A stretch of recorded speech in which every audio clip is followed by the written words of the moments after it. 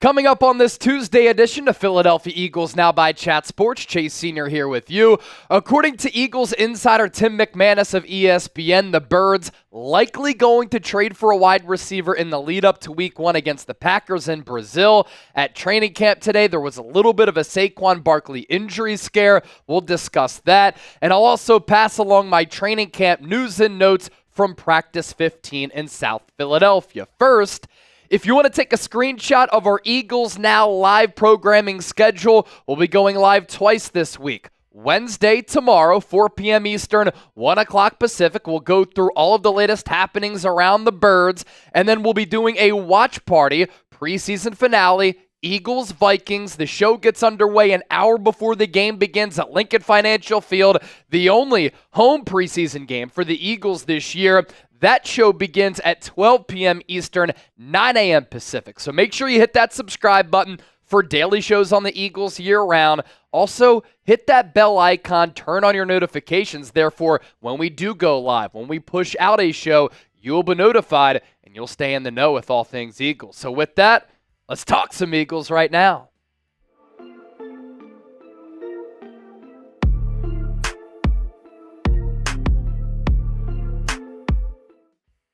No matter where you are, how you're tuned in, I appreciate you for making today's show a part of your day. This is Eagles Now, and it's all brought to you by Roan. I am wearing their commuter shirt right now. If you're looking to enhance your wardrobe, look good, feel good, and get some really high-quality menswear, you can get 20% off your order at roan.com/chatsports and use the code CHATSPORTS. Let's begin with some trade buzz around Philadelphia right now. As I mentioned off the rip, Tim McManus of ESPN reporting that the Eagles are likely going to trade for a wide receiver given the uncertainty at that position, given the injuries, and some high-quality wide receivers who could be dealt as we approach 53-man roster cutdown day and Week 1. Here's what McManus had to say, part 1, in his story on ESPN. This position is also unsettled, he said, about wide receiver. 6th-round pick Johnny Wilson has been a good story. He has earned the trust of Jalen Hurts and has been getting work with the first-team offense. Third-year player Britton Covey has made the most of his opportunities, and he, too, is in the mix as well at wide receiver 3. And we've talked about this a lot on the show because it's one of the looming question marks on Philadelphia's roster right now. And you think about the makeup and the different types of skill sets that the Eagles have at wide receiver, in particular the two players who Tim McManus just mentioned. Johnny Wilson, 6'6", can go up and get it, climb the ladder, jump ball wide out, a little bit raw at Florida State. Had some drop issues, ran some sloppy routes. At times, he would play smaller than his size. So far, so good in training camp for a rookie. He's been able to turn some heads, and it's always good when you can earn the trust of your quarterback. And I think we've seen that Johnny Wilson and Jalen Hurts working out together in the summer has resulted in a pretty good connection that they've been able to build, and that rapport has been clicking early. But he is a rookie, and he does have some flaws to his game. And I've talked a lot about Britton Covey here on this show. Statistically, he has been one of the best punt returners in the NFL over the last year and a half. To start his NFL career, he looked a little bit small, a little bit slower. He was hesitating. He's really picked it up, though, and he looks every bit of the punt returner that we saw at Utah, who was dynamic, who was electric, who had opportunities to really put his imprint on games, flip the field, and come through with some really splash plays. And when we talked to him from Las Vegas during the lead up to the Super Bowl this past year, we had a great conversation with him. And as part of that, he had said, Kellen Moore, I would love some more wide receiver reps. I think that I can play consistently there and produce. And in the preseason, limited sample size, but also in training camp, we've seen Britton Covey have ability at the wide receiver spot, and that's a good development for Philadelphia because for him, he can impact the game on special teams and as a wide receiver and not be a one-trick pony. The issue with Covey, a little bit smaller. He's more of that possession slot receiver. He is not a threat to take the top off of the defense. More from Tim McManus on the wide receiver 3 spot. The favorite to win this position coming into camp. Paris Campbell is now just getting back into the fray after missing over a week with the groin injury, and fellow veteran John Ross has had some productive days and will try to make a final push for a roster spot in addition to some playing time. Look, the issue with both Campbell and John Ross, their inability to stay healthy. They are both speedsters who have not been durable. They have been brittle. And for Paris Campbell, his missed games by year, games played by year, he played in 7 games in 2019, only 3 starts. Very disappointing rookie year for where he was drafted in the second round and the expectations that he had at the time. In 2020, he only played 2 games with 2 starts. 2021, 6 games, 3 starts. 2022, finally played 17 games, 16 starts. And then last year with the New York Giants, 12 games, 3 starts, but on a team that was so bereft of legitimate wide receivers, he was a healthy scratch at the end of the year. That's how bad he was. And then for John Ross, he's never been able to stay healthy either, which is why a couple of years ago, he retired from the game of football, and he hasn't played in an actual NFL regular season game since 2021. Let's flip back to Tim McManus here. Signs are pointing to this being a group effort with Wilson, Covey, and others on the depth chart getting snaps depending on a given matchup. The wild card is whether general manager Howie Roseman pulls off a trade to bolster the position. Given the expectations for this season and the lack of clear answers behind A.J. Brown and DeVonta Smith, it seems, here you go, likely that the Eagles will like to add a wide receiver before week 1 against the Green Bay Packers in Brazil. I just simply think it comes down to Philadelphia not being good enough at the wide receiver spot. We can be excited about Johnny Wilson. We can be excited about Britton Covey. They're still going to make this team, and Anaya Smith has started to practice better over the last couple of practices after a very rocky start to training camp and the preseason. But if A.J. Brown or DeVonta Smith were to get hurt, that's when you run into some serious problems. And McManus said it. Given the expectations that the Eagles have this year, Super Bowl contenders, NFC contenders, why would you not try to shore up a position when you have the financial capital in order to pull off that move? And there are a lot of high-quality wide receivers who could be on the trade block.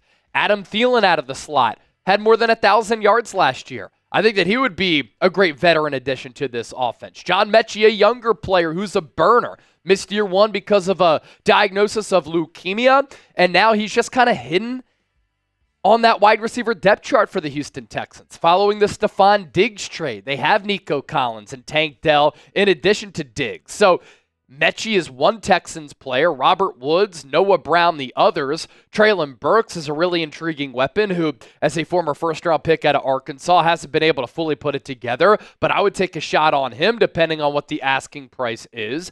Danny Gray is a speedster for the Niners who has 1 catch in 2 years, but 4.3 speed, and the Eagles obviously covet speed at that wide receiver 3 spot. That's why they kept going to Quez Watkins over and over again, but he just never ended up panning out. Ronnie Bell can pick up yards after the catch. He's tough, doesn't have a lot of speed, nor does he create separation. Amari Cooper not happy with the situation with the Cleveland Browns. I think that would be a fascinating haul. When he was with the Cowboys and before that with the Raiders, he did run a lot of routes out of the slot.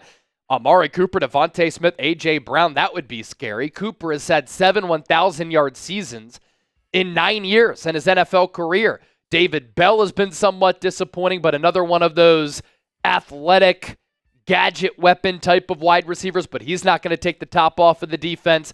Kendrick Bourne is coming off a torn ACL, but I think the Patriots offense is going to be awful this year. Courtland Sutton has been involved in a lot of trade rumors, and he's looking for a new deal. The Broncos have stood pat with that situation. Maybe they elect to keep on to him because Bo Nix has had a very good training camp, and I think that he's going to start for Denver. Darius Slay of the Giants, and then T. Higgins obviously would be a blockbuster type of trade for Philadelphia at that wide receiver position.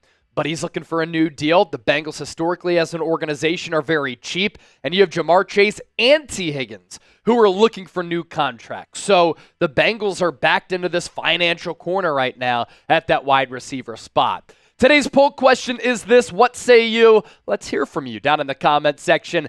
Do the Eagles need to trade for a wideout? D for deal, N for no deal. You sound off and let me know. So that is story number one that we want to hit on today's Eagles Now. Couple of more things to get to. Saquon Barkley injury scare at training camp, and then some training camp news and notes from practice 15 as the Eagles approach their preseason finale against the Vikings at home on Saturday. Let's tell you about our sponsor, Roan, once more. Get 20% off your order at roan.com/chatsports and use the code chatsports. With my wardrobe and the clothes that I wear now, I'm just looking for high quality. I'm looking for durable clothing items. I like fit. I like clothes that make me look good and feel good.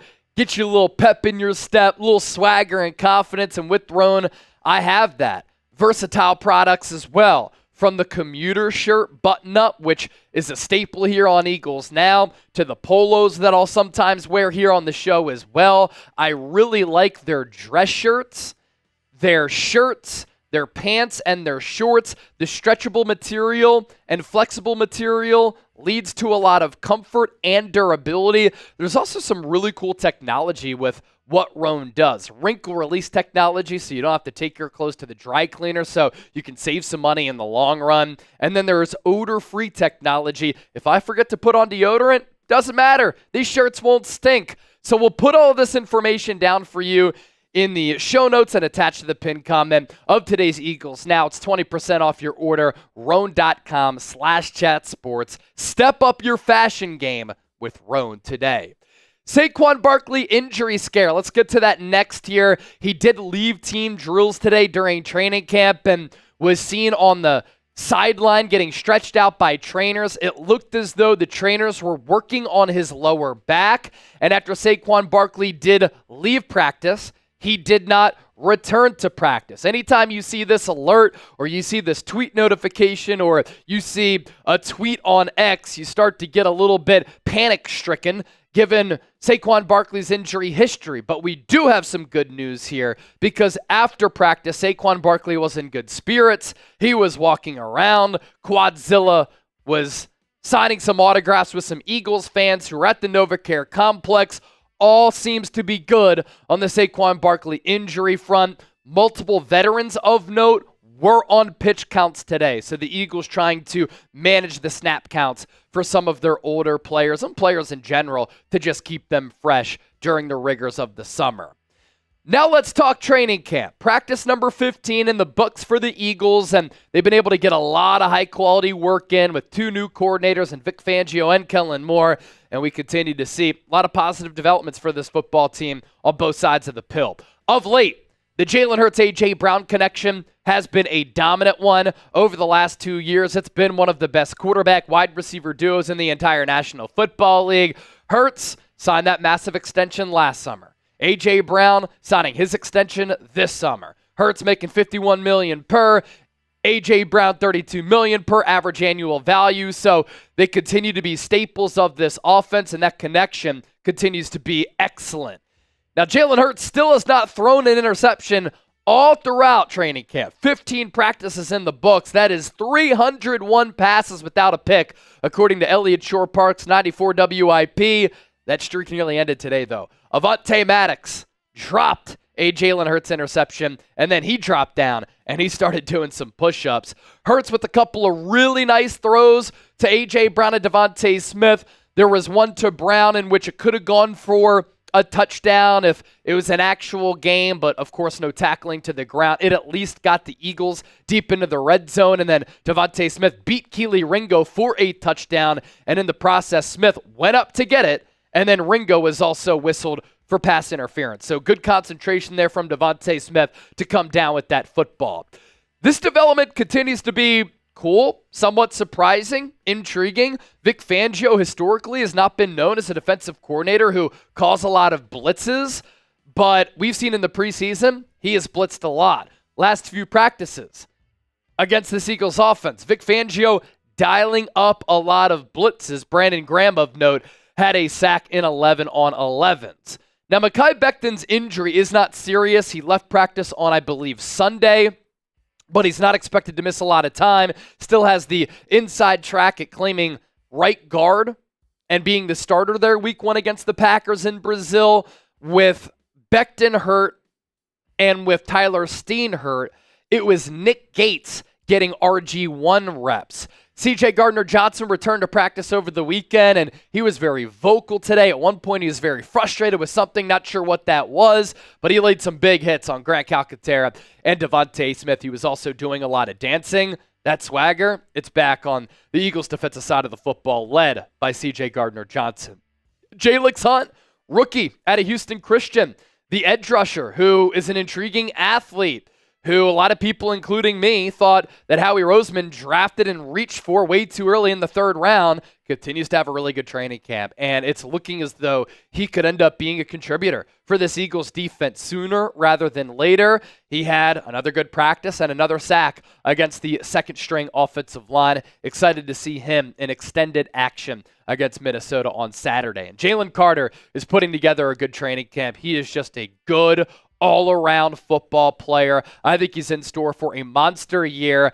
Burst through the line, had a TFL against Saquon, and he has continued to give this Eagles offensive line a lot of problems because he can move mountains. Another look at our programming schedule. Take a screenshot of this if you don't want to forget when we go live. And if you just took a screenshot, I want you to type real one down below, because that means that you're going to be joining us when we do go live. Wednesday, 4 p.m. Eastern. 1 o'clock Pacific. Watch party on Saturday, starting at 12 noon, 9 a.m. on the West Coast. Wake up, have some drinks with us, some mimosas, breakfast, and we'll be watching some Eagles football. I hope that Nick Sirianni plays his offensive starters.